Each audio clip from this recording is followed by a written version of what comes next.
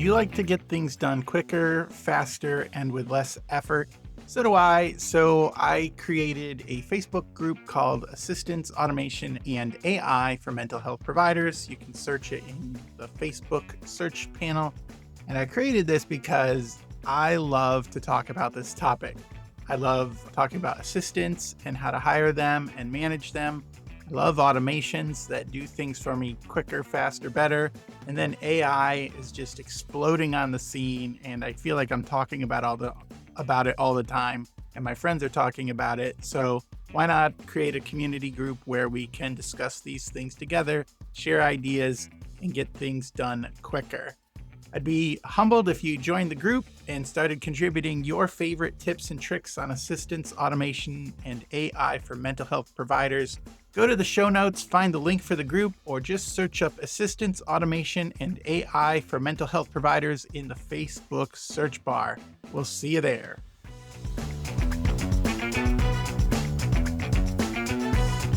Welcome to the Scaling Therapy Practice. This is James Marland with Dr. David Hall. Hello, David. Hello, James. This is the show where we encourage you to take small steps towards big growth. This week, we're going to be talking about hiring a virtual assistant. We're going to actually dive deeper in with David because he is thinking about hiring a virtual assistant, and I'm going to ask him some questions to figure out what type of course or service I could help him with for hiring a virtual assistant. So we'll dive deep into that. But first, we're going to do our tool tip or tech of the week. I'll go first. My tip is from a book from Jim Collins. It's called, I wrote it down, and now it is not where I wrote it. Okay, well, I'll remember the book in a second. But the tip is the 20-mile march. And what David's laughing at me, but anyway, the 20-mile march, it's a concept of where if you take a goal and just say, this is how much I'm going to do, whether it's a good day or a bad day. And I'm going to, march 20 miles on the good days and march 20 miles on the bad days. The principle is you'll get to the destination faster than if you marched 50 miles on the good days and no miles on the bad days. And the book, it's called Great by Choice. See, I figured it out. I was just looking it up. Yeah. Well, I see it on my webpage, but that's what I didn't write it down. I looked it up, but Great by Choice it's a wonderful book about how businesses did things to eliminate or reduce the luck factor. Like, are you good or are you just lucky? And so one of the concepts was the 20-mile march, where there were two teams hiking to the Antarctic or something, or I forget the exact place they were hiking to. And one team did exactly what I said. They did 20 miles, good days, bad days, and reached the destination months ahead of the team that took, on the hot days and the sweltering days, they would, march less. And on the cold days, they would march less. And then they would try to make up for it and work really hard on the big days. It's all about a sustainable pace. That's what spoke to me, the sustainable pace, because in work and life and business, when you're responsible for all the things, you feel there's a tendency to feel like I have to do all the things. Today's a good day. I'm going to work till 10 p.m. or 1 a.m. and then not get enough sleep. And then I'll feel bad the next day. So maybe I'll take it easy. There's just this tendency to burn yourself out and then justify not working on the days when you don't feel working. So I don't know. Does that relate to you, David? Absolutely. I mean, I talk about the proverb a lot, which starts, how do you eat an elephant? Which is one bite at a time. And the sense of what feeling overwhelmed does, how it affects our work and how it affects the things we accomplish. And something historically in my life, the paralysis of feeling overwhelmed has crept in at times. I struggle more on not sprinting because I'll do that and it exhausts me. I'm very bad at running over, kind of running if I do all this and do all this, then I can relax later. Well, the truth is, for me at least, I don't very easily. Typically when I have to force I have to force myself into relaxation. It's not an easy thing. And it's weird because I enjoy it, but I always feel guilt about it. That's one of the things that I struggle with too. I know all these things in my head that I need to do, and I feel guilty for, stopping at 5 or 6. And travel is one of the things that really helps me with that, because when I'm taken physically out of a place where I just can't accomplish, it makes it much easier for me when I go Mm, camping or things like that. And like, right. I can't respond to emails. That's just what it is right now. And that's actually a good, So, yeah, 20-mile march, it's a great concept. I think it's great for keeping a sustainable thing. It also gives you permission mhm. to know you've done your good work, and tomorrow you're gonna do work, and the next day you're gonna do work, to give yourself permission to be able to take that time to self-sustain. So that was my tip of the Yeah, week. What do you got? my tip, yeah, my tip, something I like, a lot of things, I find that, like, I'll just rediscover stuff because I'll learn something and get interested in it, but then life moves on, new information comes in. It's rarely that I deliberately discard the previous thing. It's just more of, like, other things get on top of the pile. Then every once in a while, I go through the pile and rediscover something. I'm like, "Oh, yeah, this was interesting." So, this initial discovery was 3 years ago for me, and he had been around for a while, but the millennial money man, Bobby Hoyt, Hoyt, is a blogger, does online courses on personal finance, but someone in my age range. And, yeah, I rediscovered some of his things, and it was, listening to a podcast episode where he was a guest on, and it just reminded me, like, "Oh, like, this is really good, and I really like what this person has to share." And, Right. I think for sometimes for informational sorts of sources, whether it's people or a product or something, sometimes every once in a while, I will discover something that really speaks to a need that I have, and the knowledge that's being presented is completely novel. So that was something I was listening to this morning, and it kind of reminded me of some things that I'm like, oh yeah, this really is good, and that is a good habit. And that, What was the author?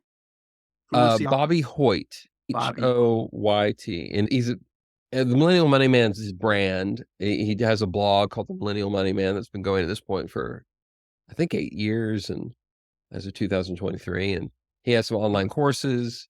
One of his brands is Laptop Empires, but it's a lot of, and it's a neat story. Like, he was an educator, but began studying personal finance and also just different gig economy sorts of things. I think he has a course on teaching people Facebook ads for Mm. small business, and I'll just put kind of him in the speaks to, show notes. yeah, Sounds up my alley. yeah. All right, so we're going to move into the main segment, which is I'm going to be doing an interview for David about hiring a virtual assistant, and this kind of like hits on two of the things that I like to do. One, I worked for a virtual assistant company for 3 years, and I probably interviewed 100, 200 virtual assistants and hired Mm, 50 of them. So, mm, and reviewed thousands of applications and things. So and after I left the company, I have like hundreds and hundreds of documents and things about onboarding virtual assistants and hiring them and what they should do. And so David was asking, well, maybe we should, he's thinking about hiring a virtual assistant. And so trying to put all that together with the courses that I make, maybe we can make a course out of this. So one of the things I do for making a course is I uh, do research. Research is important when mhm, making a course because you don't want to make something that isn't going to meet the need or the transformation of the audience that you're going for. And I found a skill, a process of getting some great information from people in 8 questions. And the questions come from the Ultimate Course Formula. And the author's name is Aman Agai. I believe that's how you say it. And the last time I checked, it was like 99 cents on Kindle or $14 on Audible or something. So it's a really good cheap book to pick up if you're interested in the course creation stuff. So that's where these 8 questions came from. And I'm just gonna go through these 8 questions. I also have this in my course, Beginner's Guide to Creating Knowledge Income. So I go through videos on how to do this. But I'm just gonna ask David these 8 questions to get some information about what he's looking for with hiring a virtual assistant. You ready for this, David? Sure. So, the first question is, when it comes to hiring a virtual assistant, what are some of the biggest challenges you are facing? I would say some of it is kind of where to look, because there are different places I've become aware of over the years. So where to look, how to define what I'm looking for, my job description, well enough to make sure that I'm getting the right candidate. How do I weed out, so there's multiple challenges. How do I weed out quality candidates, or, poor candidates from quality candidates? Yeah. I'll take a side note from there. Like, at this point, I've hired a number of therapists Mm. over the life cycle of my practice. And I have made better hiring choices than others at times. And I'm better at hiring therapists now. But I've only worked with one virtual assistant in the past. Mm. And it was a very fruitful relationship, but not one that continued for a number of reasons. One of the biggest was, and this is something I communicated to my virtual assistant, he was a great coach. And he was very transformative for me in a certain place of my journey, because he understood the knowledge economy, sales processes and things like that much better than I did. He really helped me develop good webinars and so many different things. He was a great online business coach. As a virtual assistant, there was lacking. And part of it is, he would tell you he didn't like being a virtual assistant. We got connected because he worked for a virtual assistant company, and that's how we got connected initially. And that was just part of the gigs he was doing to provide for his family. He was much better as an online business coach and strategist.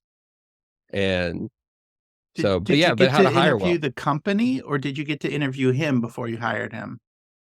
I worked with, I realize this is tangential, but it is related. So I hired my first virtual assistant. This was in 2020, later 2020. And it was when I started to have some significant success with online courses.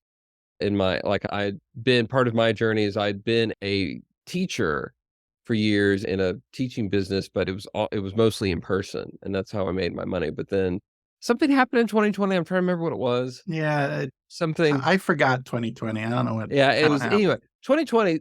I think something happened in 2020, but it made doing in person things more difficult.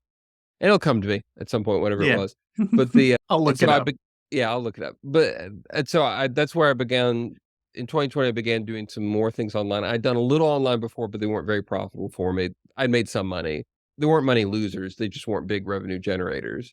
But in 2020, my online offerings began to bring in significant revenue. And I talked up virtual assistants at that point. A lot of my friends were big into them and used them, and I saw the benefit. So my wife said, "You need to hire a virtual assistant. You keep on telling people."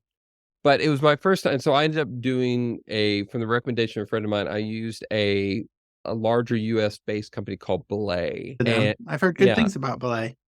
I think it was generally my only complaint. I have two complaints kind of going on the other side. I will say on the positive, they were a great place to start. So they onboarded me, Okay. and they did an interview process, and then they paired me. They're like, "We'll find you." They paired me, and then I did an introductory kind of meet and greet with the VA where I could say yes or no. Yeah. But it wasn't. They basically pre-interviewed. I had two complaints. One is they didn't understand online courses, which at 2020 even I thought was a little. I was trying to explain to them what I was doing, and they were asking me questions like, "Well, do you need somebody to respond to your email for you or manage your schedule?" I'm like, "No, I need help in managing like online courses."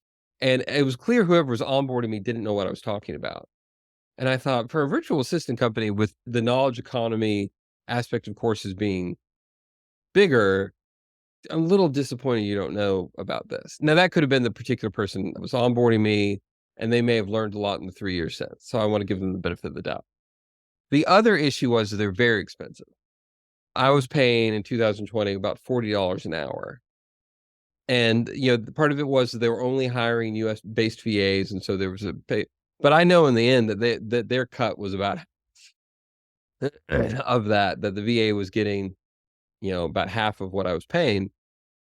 And I don't really feel that their curation process was that like, and when I quit them, that's what I told them. They're like, well, why are you quitting? I'm like, I feel I got what I needed and this is too expensive to be sustainable and for what I'm getting for it.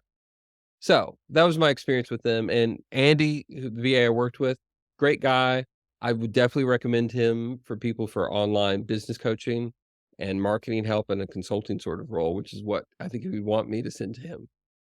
But anyway, that was my experience before. But I struggled with part of it was I was still learning what a VA could do, and I was struggling with setting expectations and fulfillment deadlines and I ran into certain things in different moments where I didn't know how to explain what I was asking for. And Hmm. so I just made this, well, it's just easier to do it myself. So I ended up not necessarily taking as many things off my plate as I wish I did. And that's on me. But I didn't know how to like decide, is this person going to be good at fulfilling this role and how to set the role for them. I'm just taking notes. You can James probably writing hear notes. my Yeah. my keyboard is very clicky, by the way. I'm not hearing it, but Oh, I know I'll hear it in the audio when I play this back. yeah. But how to get more things off my plate. So one of the tips for people who might want to do this for course creation is you write down the exact words that people say, because the exact words communicate their message, their content.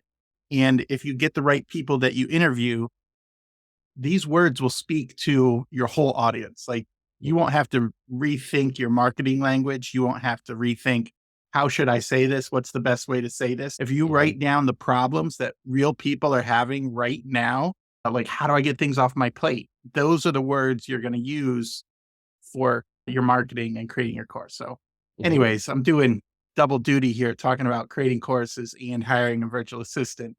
Were there other challenges? What were some of the other challenges? You mentioned quite a few there. Were there any others? Yeah, I had a hard time setting deadlines and because my accommodating personality was not great in kind of running. And he was working, at the time I was working with the person I was, he was in the process of a move, like from moving from Delaware to Tennessee.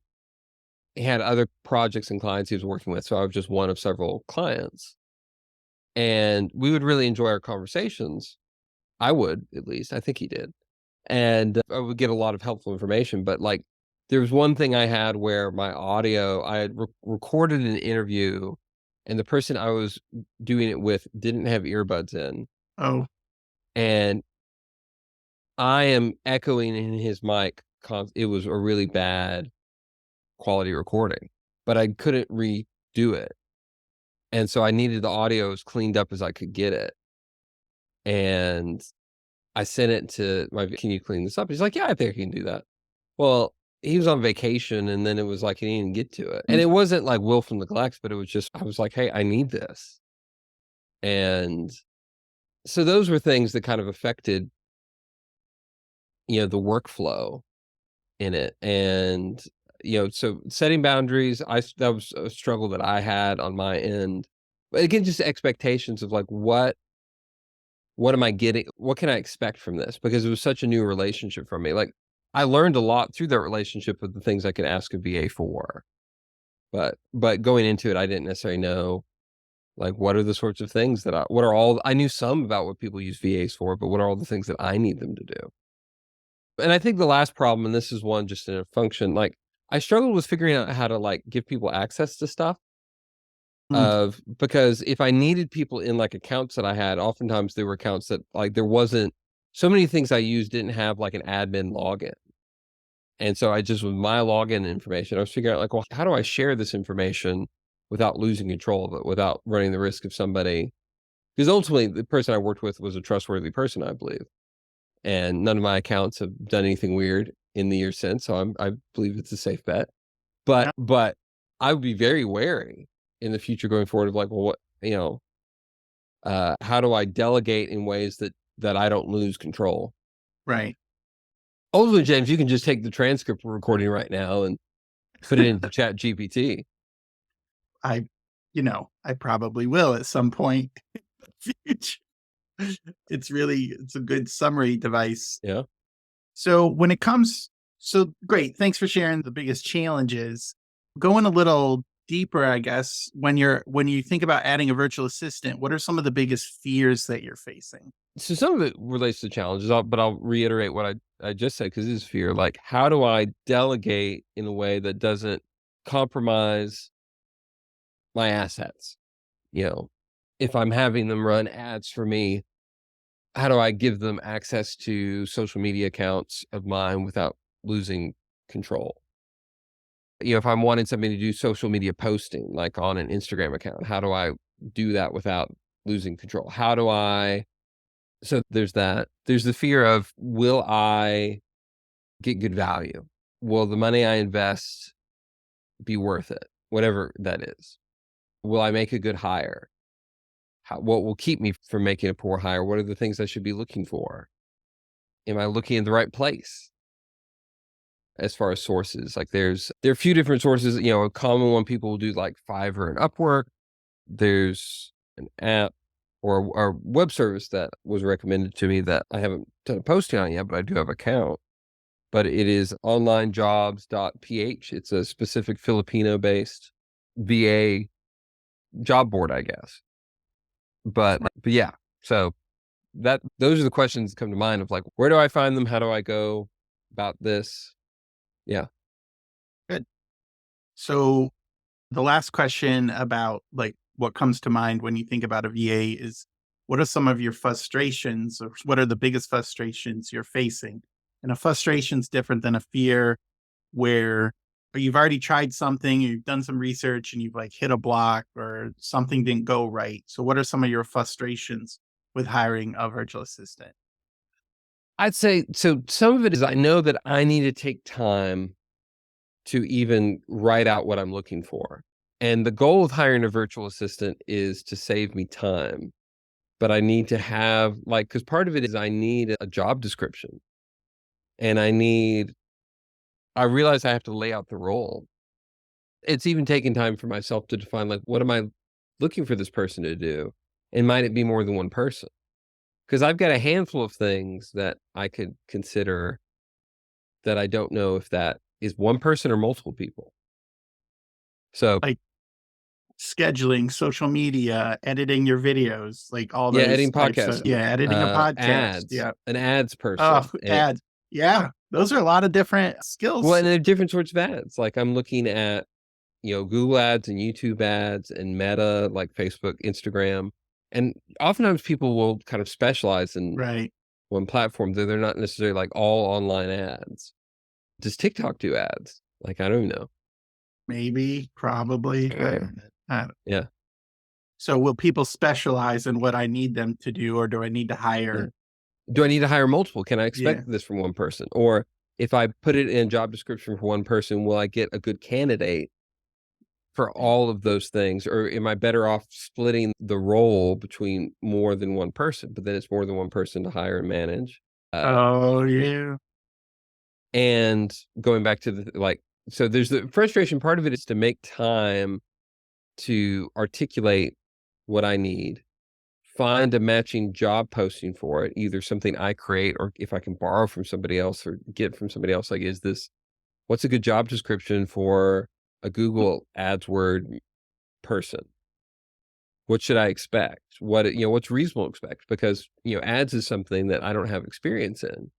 So what's a reasonable ask? Is it Mm. reasonable to ask certain performance metrics?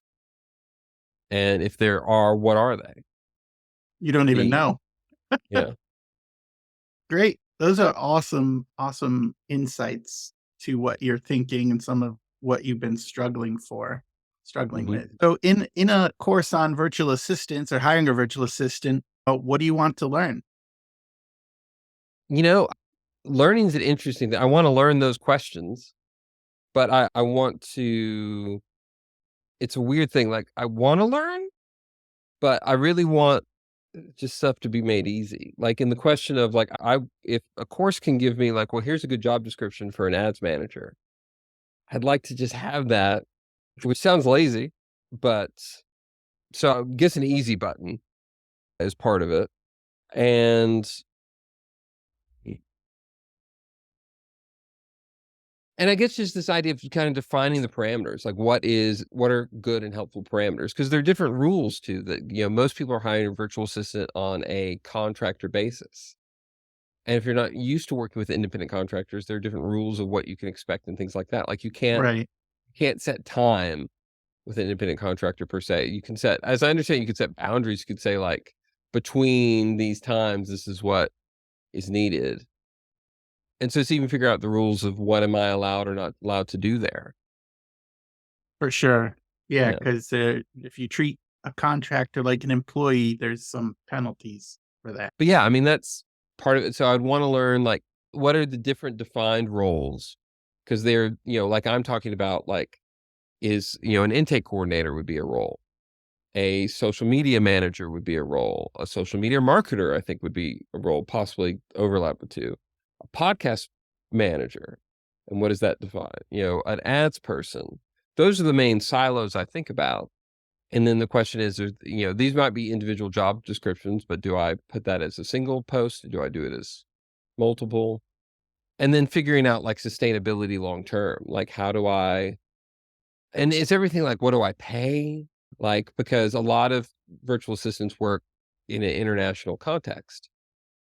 And so, as I was highlighting before, resources of like the Philippines, what is it expected to pay there? How do I pay in an international sort of thing? Like, how do what are the transfers of payment and how does that work in taxes and all those sorts of things? Those are the things, do I treat this as a service? Do I give them a W-9? And like, if they're in a different country, they'll need a different tax form. So those are questions I think about. Great. Very good information. So if everything worked out perfectly and I could teach you or I could give you the results for the things that you're looking for, what would you hope would happen? What is your blue sky day for the results of the transformation of this learning event? That I'm able to kind of take what I've been given and it simplifies that. It's almost like I don't know if computers still do this quite in the same way, but defragging. Oh yeah. Uh, yeah, and if I'm clearing out the hard drive, like I want space freed up, and Oh, that's uh, a great just that's to me, defragging is taking everything that's all over the place and yeah, lining it up in a logical order. And yeah. so when you're talking about that word picture for a virtual assistant, you wanna, like, get the things that are, like, gumming up your schedule and put them Maybe when in it's get to my line. brain, Yeah. I want to be able to offload things on my brain, and I want it to Mm. work in a certain way. So, for example, ads. That's probably my biggest thing I'm looking at right now. Because right now I run, my continuing education online course offerings that I do. It's I do multiple six figures in revenue in that a year right now. But I'm not doing ads, which I feel pretty good about being able to accomplish what I have without doing ads. And this is just kind of organic marketing and growth. But it doesn't change the fact that I think I could grow even more with ads. But I don't want to manage ads, I don't think. I want to be able to know enough to be able to kind of check in, but I want somebody I can hand that to and they run that and that they're making corrections and they're making so I just want to see like a weekly or monthly report of this is what it's looking. This has been our ad spend. This has been our, this has been conversions. You know, that's what I want. Yeah. And if someone can give that to me, yeah. But it's the sense of like, it's less about what I want to be like. I want to learn enough. I want to be given the templates and the tools to be able to streamline the process of me bringing somebody on. I want to know the things to look for in the hiring process and the ongoing management process. I want to know how to set expectations. And the transformation is I want something in my life to be easier because of this. Like I don't want more work. And that's been that's going back to a fear. One fear I've had of going back to, because in my virtual assistant journey, what I did is I reached a natural endpoint for the VA I was working with. I felt it was reaching the end of the year. I was looking at what, the kind of costs were. I was getting less out of it because I had learned what I needed to learn, and I didn't. And honestly, I was at the point where I didn't need a lot of VA help in that moment. I kind of developed internal systems to be able, and so it was just a natural conclusion. But the hesitancy in getting back into it is I don't want a VA to represent more work for me, and that's a fear that I'm going to take somebody on to make my life easier, but in a different way, it will make it harder and it will cost me something. So, what when you describe these types of things, what would you like to see in a course or a package that makes you supported enough to get the results that you're asking for? I want templates. I want kind of the guidance to say like this, you know, see this, not that. Like pay attention to this, not this thing. Because part of not knowing something is that of like what is because when you don't know what's important or what matters, you can spend a lot of inefficient time in that. Eh. So if you're asking me like what features I want in the course, I don't know. I want the transformation, not necessarily the features. So, is this something that would be like a one if you were thinking if it was taught, would this be like a couple hours, a couple videos? Like, how much training do you think would be required to get you some of this information? Were you thinking this would be a live course or a video course or just some emails? I'd like something. I mean, email offerings are not, they're fine, but it's not necessarily what I'd be looking for in this. I'd like something in a single place that I can reference again.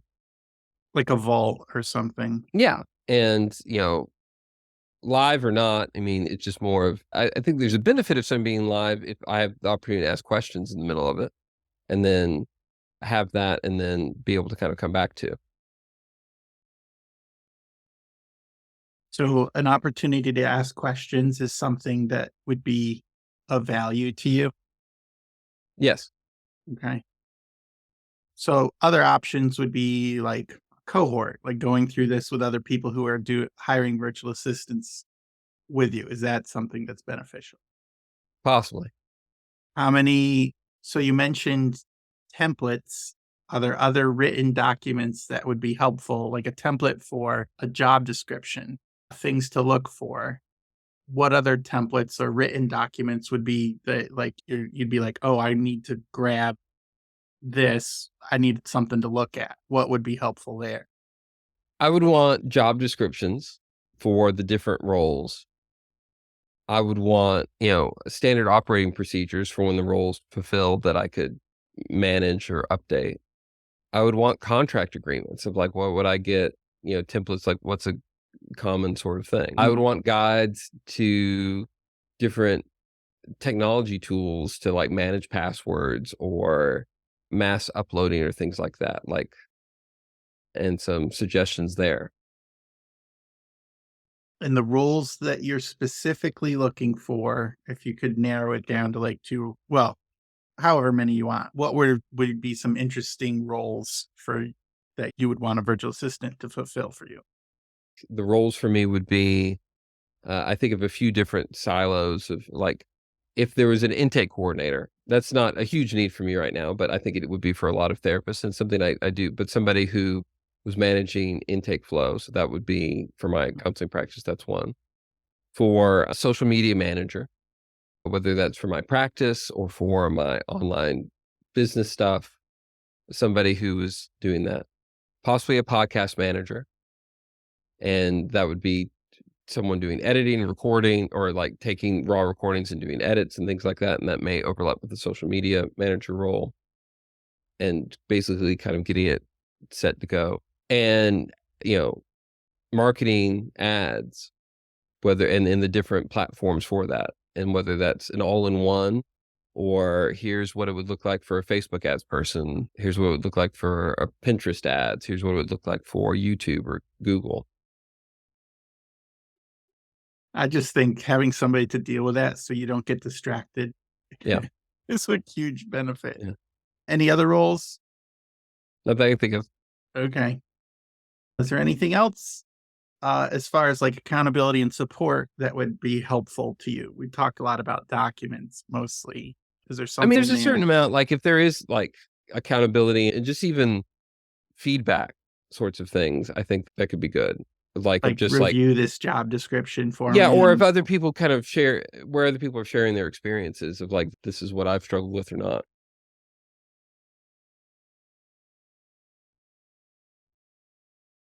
all right. All right. So, and how long do you think this course should be as far as like time? Maybe as far as like, should it be a couple hours long or As short as it needs to be. as short as it needs to be? Okay. And the other question on time is how long of like 1 month, 3 months, 6 months, like how long do you want access to accountability and support? Like either if it's a group or I mean, I would say I want access to the material forever. forever. Yeah. And as far as like accountability and support, like I would think like a good 3 to 6 months. Okay. Yeah, it does take at least I feel like it takes at least 1 to 3 months to get the hiring, from beginning to hire and interview people to actually making the hiring decision. It takes a while. Before we go to the one thing, anything else you wanted to say about this interview, David? No? Nope. All right. So what's one thing that you want people to remember from this episode? Just to clarify what, what would move you on and what's your goal for a virtual assistant? I can say for mine, I'm wanting to defrag. I'm wanting to offload, Mm. create memory capacity and storage to think about other things and not think about certain things that take up space now. So that would be for me. And my one thing is David reminded me, people don't necessarily want to take a course. They don't want anything to take anything longer than it needs to be. They just want the results. So when you're making something, get the results to them as soon as possible without making them like dig through all the videos and work that you're doing. If I got the sense that if David could do this without watching a single video, that's what he would want. He'd just want the vault of information with like, do this and this. Let me hit that button. And if I need it, I'll ask you. All right. Well, David, thanks for helping us out today for the episode. This is James Marland with Dr. David Hall. Reminding you to take small steps that will lead to big results. We'll see you next time.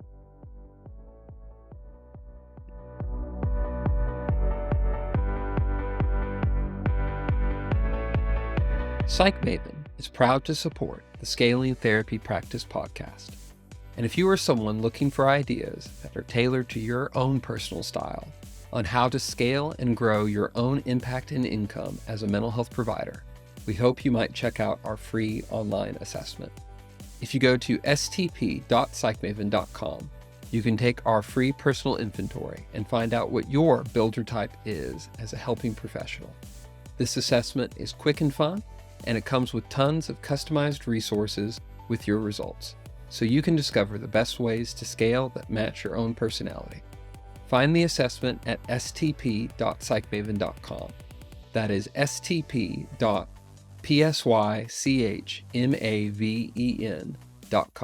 Have fun with it. Thank you for listening to the Scaling Therapy Practice. I hope you enjoyed the show. I want to remind you that the content shared today is for general information and entertainment purposes only. Opinions given should not be considered as legal or tax advice. If you need a professional advice in those areas, please consult with a licensed attorney or accountant. But thank you so much for listening. The Scaling Therapy Practice is part of the SciCraft Network.